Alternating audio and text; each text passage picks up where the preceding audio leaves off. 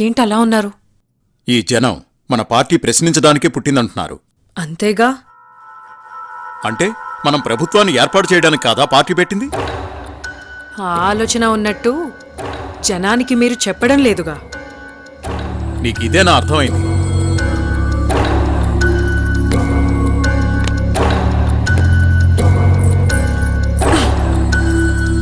ఏమండి,